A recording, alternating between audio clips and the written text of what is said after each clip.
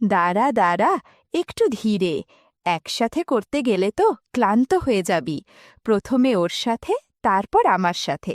চুল কেটে এসেছি বলে শান্তি লাগবে। খোলা আকাশের নিচে বেশি আনন্দ পাওয়া যায়। আগে যা কোনোদিন পাসনি, আজ সব পাবি। আমার নাম রনি। একটা কোম্পানিতে কাজ করি, আর কর্মসূত্রে বাড়ির বাইরে থাকি। একা একটা বাড়ির ওপর তলাটা ভাড়া নিয়ে। বয়স 25। একটা প্রেম করতাম, কিন্তু সেটা কেটে গেছে। এই 1 মাস আগে যখন এই বাড়িতে ভাড়া এলাম, মনে খুশির ঝিলিক খেলে গেল। কারণ বাড়িতে শুধু 2জন মহিলা থাকেন, এক বৌদি আর এক কাকিমা। মানে যার বাড়ি সেই কাকুও আমার মতোই কর্মসূত্রে বাইরে থাকে। আর তার এক ভাইপো ছোট থেকেই এই বাড়িতেই থাকে। সে এখন মিলিটারিতে চাকরি করে, কাজেই ওই 2জনের স্ত্রী শুধু এই বাড়িতে থাকে। হ্যাঁ, সাথে অবশ্য একজন কাজের লোক থাকে, কিন্তু সে গ্রাম্য স্বভাবের। কাকিমাকে দেখে বয়স ওই 44 বা 45 বলে মনে হয়। গায়ের রং ফর্সা, একটু স্বাস্থ্যবান, যার ফলে একেবারে বাঙালি মাঝবয়সী মহিলাদের মতো দেখতে। বাড়িতে শাড়ি, ব্লাউজ আর পেটিকোট পরে থাকেন, বাঙালি মহিলাদের মতো। তার সবচেয়ে আকর্ষণীয় হচ্ছে চোখ দুটো। দেখতে এমনিতে সুন্দর আর মোটামুটির মাঝে, কিন্তু চোখ দুটোর জন্যেই রূপসী মনে হয়। নাকের নিচে একটা তিল আছে, সাথে একটা মিষ্টি হাসির এক্সপ্রেশন মুখে লেগেই আছে। এক কথায় দেখেই সব্বার মন জুড়িয়ে যায়। অন্যদিকে বৌদির বয়স 37। তার বয়স আমি জানি, কারণ একবার বৌদির আধার কার্ড জেরক্স করে এনে দিয়েছিলাম, তখন খেয়াল করেছি। তার নাম পরমা, শ্যাওলা গায়ের রং, খুব একটা স্বাস্থ্যবান নয়। রোজ রীতিমতো ব্যায়াম করে নিজেকে মেনটেন করেছেন। শ্যাওলা হলেও দেখতে বেশ মিষ্টি, মুখে সবসময় হাসি লেগেই আছে।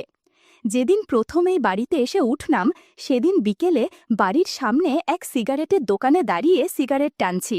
দোকানদার জিজ্ঞেস করল, ওই বাড়ির ভাড়াটে নাকি? বললাম, হ্যাঁ, আজই এলাম। শুনে হেসে উঠে বলল, 2জন মহিলা আছে ওই বাড়িতে। বুঝলাম বৌদি এর কাকিমার কথা বলছে। প্রথম দিনেই ওদের হাবভাব দেখে সন্দেহ হয়েছিল। কাজেই বেশ উৎসাহিত হয়ে জিজ্ঞেস করলাম, কেমন স্বভাবের তারা? দোকানদার বলল, পাড়ার এমন কোনো লোক নেই যার সাথে বন্ধুত্ব করেনি। পাড়ার কোনো মহিলাই ওদের সহ্য করতে পারে না, কারণ সবার স্ত্রী নাকি ওই 2জনের বিশাল ভক্ত। আর ওরা 2জনেও নাকি বেশ রসিক আর মিশুক স্বভাবের, গল্প করতে ভীষণ ভালোবাসে। কদিন যেতে না যেতেই বেশ বুঝলাম ব্যাপারটা। 2জনেই বেশ মিশুকে, আমার সাথে বেশ ভালো বন্ধুত্ব হয়ে উঠল। ফেসবুক আর হোয়াটসঅ্যাপে মজার মজার জোকস আর কথাবার্তা চলতে থাকল। আস্তে আস্তে সব রকম কথাবার্তাই চলতে থাকল। কাকিবার মুখে দেখলাম কিছু আটকায় না। একদিন আমার প্রেম জীবন নিয়ে কথা হতে হতে হঠাৎ কাকিমা জিজ্ঞেস করল, কিরে, তোর প্রেম জীবনে কোনো বিশেষ স্মৃতি আছে নাকি? কাকিমার মুখে এই কথা শুনে আমার যেমন একটু অস্বস্তি হলো। অদ্ভুত অনুভব করেছিলাম। নিজেকে সামলে নিয়ে বলেছিলাম, কি করব? শুনে কাকিমা মুখ বেঁকিয়ে বলেছিল, থাক, অত নেকা সাজতে হবে না, ভালোই জানো কি কথা বলছি।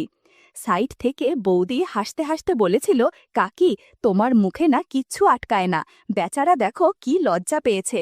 সেই শুনে কাকিমা বৌদিকে ইশারা করে বলেছিল, লজ্জা না ছাই, তুই কি ভেবেছিস ও আমাদের নিয়ে কিছুই ভাবে না নাকি? সত্যি বলতে এটা শুনে বেশ লজ্জায় পেয়েছিলাম। বলেছিলাম, হ্যাঁ ভাবি তো। শুনে বৌদি বলেছিল, ভাবনাটা নিজের কাছেই রেখো কিন্তু। একদিন কাকিমা ছাদে আমার রুমের সামনে কাপড় মেলতে এসে আমাকে বেশ অবাক করে বলল, রনি, আমার আর পরমার ছোট জামা মেলে গেলাম, নোংরা যেন না হয়। আসলে একদিন কারো একজনের জামা এরকম ভাবেই ছাদে মেলা ছিল, আর আমি সেটা নামিয়ে রেখেছিলাম। যদিও তাতে তেমন কোনো সমস্যা হয়নি, তবুও বুঝলাম কোনো না কোনোভাবে ধরা পড়ে গেছি। বললাম, কেন নোংরা হবে, নিচে পড়ে গেলে আমি তুলে দেব। কাকিমা হেসে বলল, হ্যাঁ, তুলে এখানেই রেখো, অন্য কিছু করো না যেন। আমি বোকা বোকা ভাব করে বলেছিলাম, কি আবার করব? কাকিমা হেসে বলল, ওরে আমার খোকারে, সেদিন যে জামাটা তুই ধরেছিলি সেটা আমারই ছিল, ভেবেছিলি আমি বুঝবো না? কথাটা শুনে একটু লজ্জা পেলাম। যাই হোক, সেদিনই বুঝেছিলাম কাকির সাথে কাজ করতে হবে। আর ভাবছিলাম, যদি বৌদির সাথেও কাজ করা যায় তাহলে তো ভাগ্য বদলে যাবে। কিন্তু তেমন ভালো সুযোগ পাওয়া যাচ্ছিল না। 2জনেই বেশ বক্ষ আর চলাক প্রকৃতির। প্রায় রোজই আমরা সন্ধেবেলায় একসাথে গল্প করতাম। আমি চা টিফিন খেতাম কাকিমাদের ওখানেই। কাকিমা মাঝে মধ্যেই ডবল মিনিং কথা বলতো, আর বৌদি সেই শুনে হাসত। কিন্তু দুজনেই বেশ একটা দূরত্ব বজায় রাখে সবসময়। বুঝে উঠতে পারছিলাম না কিভাবে এগোনো যায়। আর এই ভাবনার মাঝেই একদিন ঘটে গেল সেই ঘটনা, অপ্রত্যাশিতভাবেই। এক ছুটির দিনের সন্ধ্যায় সিনেমা দেখছিলাম। ভেবেছিলাম সিনেমা দেখে একটু কাজ করব, তারপর চা খেতে বৌদিদের কাছে যাব। দরজাটা বোধহয় ঠিক করে লাগাইনি। আর যদিও কাকিমা বা বৌদি আমার রুমে খুব একটা আসতো না, কিন্তু সেদিনই তাদের আসতে হলো। আর তারা ঘরে ঢোকার সাথে সাথেই ঘটনা ঘটে গেল। হঠাৎ কাকিমার বৌদি ঢুকে পড়ল। আমরা তিনজনেই অবাক হয়ে গেলেও কাকিমা দেখলাম দ্রুত ব্যাপারটা সামলে নিল। বৌদিকে প্লাস্টিকের ব্যাগ হাতে দিয়ে বলল, যা এগুলোকে সাজিয়ে নিয়ে আয়, এই ব্যাটার যা হাল এর দ্বারা হবে না। এই বলে কাকিমা মুচকি হেসে বলল, যাও একটু ফ্রেশ হয়ে এসো। আমার একটু অস্বস্তি হচ্ছিল, আর ভাবিছিলাম আসার আর সময় পেল না। কাকিমা বলল, এগ রোল এনেছি। আমি কাকিমার ক্যাজুয়াল ভাব দেখে একটু অবাকই হলাম। এত বড় একটা ব্যাপার, এরপরেও ভাবটা এমন যেন কিছুই হয়নি। আমি উঠে বাথরুমে গিয়ে ফ্রেশ হতে হতে ভাবলাম আজ হয়তো একটা নতুন অধ্যায় শুরু হতে পারে। বাথরুম থেকে ফিরে দেখি বৌদি আর কাকিমা এগরোল খাচ্ছে। বন্ধুরা, এ সময় কিছু ঘটনা ঘটে যেগুলো সরাসরি বলা যাচ্ছে না।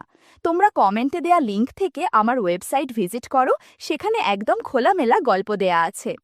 কাকিমা এবার উঠে বিছানা ছেড়ে বাথরুমের দিকে যেতে যেতে বলল, নে এবার তোরা কাজ কর, তোর বৌদির সমস্যা এখনো সমাধান হয়নি। আমি চললাম রান্না চাপাতে, রাতে খেয়ে দে, তারপর তোদের সাথে বোঝাপড়া আছে। কাকিমা চলে যেতেই বৌদির সমস্যার সমাধান করতে লাগলাম। বন্ধুরা, তোমরা নিশ্চয়ই বুঝতে পেরেছ কিসের কথা বলছি। দেখতে দেখতে 1.5 মাস কেটে গেছে। এর মধ্যে রোজই কাজ করতাম আমরা। বৌদির সাথে আমার সম্পর্কটা শুধু কাজের মধ্যে সীমাবদ্ধ নেই, বেশ একটা গভীর বন্ধুত্বে পরিণত হয়েছে। কেউ কাউকে অবশ্য ভালোবাসিনি আমরা, কিন্তু দুজনেই বুঝি দুজনের মনে কি রয়েছে। কাকিমাও আমাদের একা সময় কাটানোর জায়গা করে দেয়। মাঝে মধ্যেই শুধু আমি আর বৌদি একসাথে সময় কাটাই, সেখানে আবেগটাই বেশি থাকে। কিন্তু কাকিমার সাথে থাকলেই আবেগটা আর থাকে না, অন্য কিছুতে পরিণত হয়। আমি আর বৌদি দুজনেই এই সময়গুলো উপভোগ করি। এই 1.5 মাসে আমিও অনেক পরিণত হয়ে উঠেছি। এখন আর আগের মতো সহজে হাল ছেড়ে দিই না। কাকিমার বৌদি একসাথে থাকলেও না, ওরাও নিজেদের মধ্যে বলাবলি করে যে আমি নাকি কাজে আস্তে আস্তে দক্ষণ হয়ে উঠছি। এর মধ্যেই একদিন সম্পূর্ণ অন্য রকম এক অভিজ্ঞতা হলো। সেদিনটা রবিবার ছিল, ছুটির দিন। কাকিমার দুপুরেই স্নান করে আমাকে বলে রেখেছিল, আর কাজ করার সময় অনেক ধৈর্য ধরতে হবে, পুরো আগুন হয়েছিল। সন্ধ্যায় কাকিমার সাথে বৌদিও যোগ দিল। পরিবেশটা ছিল দারুণ প্রাণবন্ত। ঘণ্টাখানেক পর কাকিমার বৌদি বিশ্রাম নিচ্ছিল। আমি শুয়ে আছি, এমন সময় কাকিমার ফোনটা বেজে উঠল। ফোনটা হাতে নিয়ে কাকিমা বলল, মলি কল করেছে, বলেই একটা দুষ্টু হাসি। কাকিমা ফোনটা রিসিভ করে বলে উঠল, কিরে এতদিন পর মনে পড়ল? ওপার থেকে কি জবাব এলো শুনতে পেলাম না, শুধু এক তরফের কথাই শুনতে পাচ্ছি। সেই ব্যস্ত তো থাকবি এখন, আমাদের কি আর মনে পড়বে। শোন, আমাদের বাড়িতে ইয়াং একটা ছেলে ভাড়াতে এসেছে, অনেক মিশিকার, বন্ধুসুলভ স্বভাবের। তুই চাইলে পরিচিত হতে পারিস। অনেক কাজের ছেলেটা, আমাকে আর পরমাকে অনেক সাহায্য করে, কাজে একদম দক্ষ। ওর সাথে কাজ করে আমরা অনেক আনন্দে আছি। তাদের কথা শুনে বুঝলাম এই মলিও তাদের মতোই। বৌদিকে আস্তে করে জিজ্ঞেস করলাম, কে এটা? বৌদি বলল, মলি দি, কাকিমার ননদ, আমি দিদি বলেই ডাকি, আমার থেকে 1 বছরের বড়। বললাম, এও কি তোমাদের মতোই নাকি? বৌদি শুনে শুধু হেসে উঠল, কিছু বলল না আমাকে। ওদিকে কাকিমার ফোনে কথা তখন চলছে। কি আর করবি, তুই যা জিনিস, তোর কথা ভাবলে আমার কেমন যেন মনে হয়। তোর অফিসের ছেলেগুলোর আর দোষ কোথায়? কাকিমা ফোনে আমার সম্বন্ধে অনেক কথা বলছিল। এসব বলাতে বেশ ভালোই লাগছিল। নতুন ভাড়াটে, হ্যাঁ ট্রেনিং দিচ্ছি, বলে হাসতে লাগলো। কাকিমাকে এত হাসতে দেখিনি এর আগে। বুঝলাম বৌদির থেকেও বৌদির ননদই কাকিমার বেশি কাছের বন্ধু। কাকিমা মলিদির কাছে আমার নামে অনেক প্রশংসা করেছে বলে মলিদি আমার সাথে সাথে সাথে ভিডিও কলে কথা বলতে চায়, আমার সাথে পরিচিত হতে চায়। যদি তার মনে মতো হয় তাহলে কাজও জুটতে পারে। একটু পর ভিডিও কল দেয়া হলো। মলিদি আমাকে দেখে অনেক খুশি হয়েছে। সেদিন কলে যা হয়েছিল তা আসলেই অনেক মজার ছিল। বন্ধুরা, ইউটিউবের কড়া নিয়মের কারণে এসব ঘটনা সরাসরি বলা যাচ্ছে না।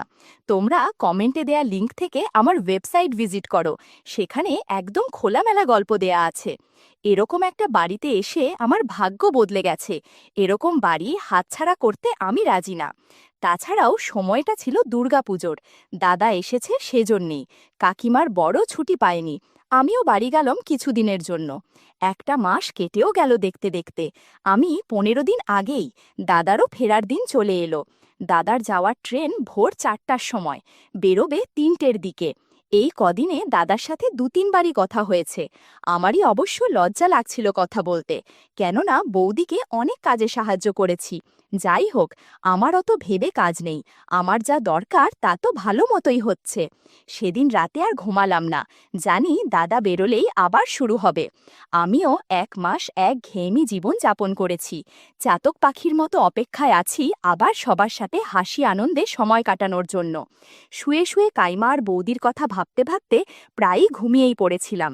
এমন সময় একটা গাড়ির হর্ন আর গ্রিলের গেটের শব্দে ঘুম ভেঙে গেল।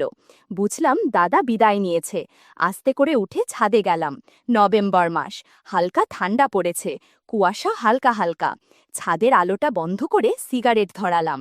আর একটা প্ল্যান মাথায় এলো, আর কাকিমার বৌদির সাথে এই খোলা আকাশের নিচে অনেক গল্প করব। কিছুদিন আগেই কালী পুজো গেছে। হালকা চাঁদের আলো ফুটতে শুরু করেছে অমাবস্যার পর। একটা মায়াবী আলো ভরে গিয়েছে ছাদটায়। এই আলোর নিচেই আজ গল্প করব। এইসব ভাবতে ভাবতেই শুনি পায়ের শব্দ। অনেক চেনা লাগছিল এই পায়ের শব্দ। বুঝলাম বৌদি আসছে, তবে একাই আসছে। আমি তাকিয়ে রইলাম ছাদের দরজার দিকে। একটু পর উঠে এলো বৌদি। আমি দরজা দিয়ে উঠে বাম দিকে কিছুটা এগিয়ে দাঁড়িয়ে। বৌদি ছাদের আলো বন্ধ দেখে একটু দাঁড়িয়ে গেল। চাঁদের আলো থাকলেও সেটা এমন নয় যে বৌদি আমাকে দরজার সামনে থেকে দেখতে পাবে। বৌদি এবার ছাদের আলোটা জ্বালাতে যেতেই আমি দৌড়ে চলে গেলাম বৌদির কাছে। আচমকা কাউকে এভাবে সামনে আসতে দেখে বৌদি ভয় পেয়ে চেঁচিয়ে উঠল। আমি বললাম, কি গো, ভয় পেয়ে গেলে নাকি? বৌদি বলে উঠল, খুব দুষ্টু, খুব খুব।